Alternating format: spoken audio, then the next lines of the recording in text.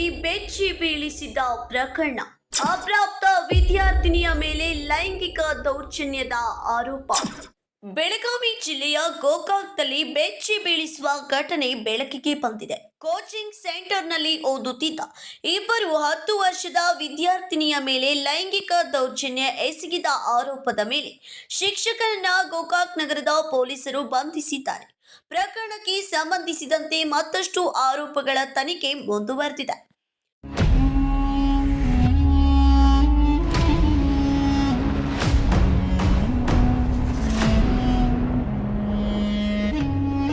ಹೌದು ವೀಕ್ಷಕರೇ, ಗೋಕಾಕ್ ನಗರದ ಶ್ರೀ ಲಕ್ಷ್ಮೀ ಸಭಾಭವನದ ಎದುರಿಗಿರುವ ಪ್ರಗತಿ ನವೋದಯ ತರಬೇತಿ ಕೇಂದ್ರದಲ್ಲಿ ಈ ಘಟನೆ ನಡೆದಿದೆ.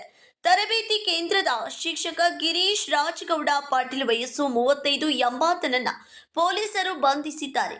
ಆರೋಪಿ ಮೂಲತಃ ಚಿಕ್ಕೋಡಿ ತಾಲೂಕಿನ ಕರಗಾನ್ವ ಗ್ರಾಮದ ನಿವಾಸಿಯಾಗಿದ್ದು, ಕಳೆದ 4 ವರ್ಷಗಳಿಂದ ತರಬೇತಿ ಕೇಂದ್ರದಲ್ಲಿ ಶಿಕ್ಷಕರಾಗಿ ಕೆಲಸ ಮಾಡುತ್ತಿದ್ದನು. ಕಲಿಸುವ ನೆಪದಲ್ಲಿ ಇಬ್ಬರು ಅಪ್ರಾಪ್ತ ವಿದ್ಯಾರ್ಥಿನಿಯ ಮೇಲೆ ಲೈಂಗಿಕ ದೌರ್ಜನ್ಯ ಎಸಗಿರುವ ಆರೋಪ ಕೇಳಿ ಬಂದಿದೆ.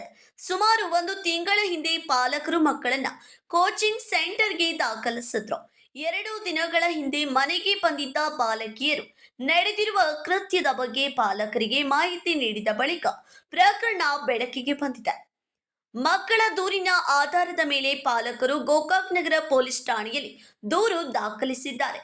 ಪ್ರಕರಣ ದಾಖಲಿಸಿಕೊಂಡ ಪೊಲೀಸರು ತಕ್ಷಣವೇ ಆರೋಪಿಯನ್ನ ಬಂಧಿಸಿ ವಿಚಾರಣೆ ನಡೆಸುತ್ತಿದ್ದಾರೆ. ಪ್ರಕರಣದಲ್ಲಿ ಇನ್ನು ಯಾರಾದರೂ ಭಾಗಿಯಾಗಿದ್ದಾರೆ ಎಂಬ ಬಗ್ಗೆ ತನಿಖೆ ಮುಂದುವರೆದಿದೆ.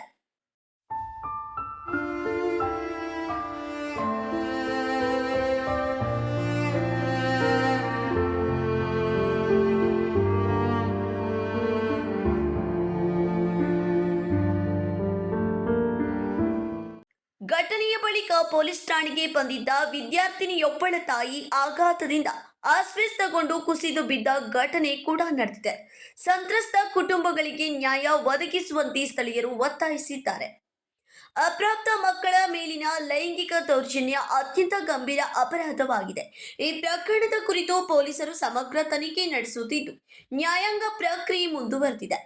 ಆರೋಪ ಸಾಬೀತಾಗುವವರೆಗೂ ಆರೋಪಿ ಕಾನೂನಿನ ದೃಷ್ಟಿಯಲ್ಲಿ ಆರೋಪಿಯಷ್ಟೇ ಎಂಬುದನ್ನು ಗಮನಿಸಬೇಕು.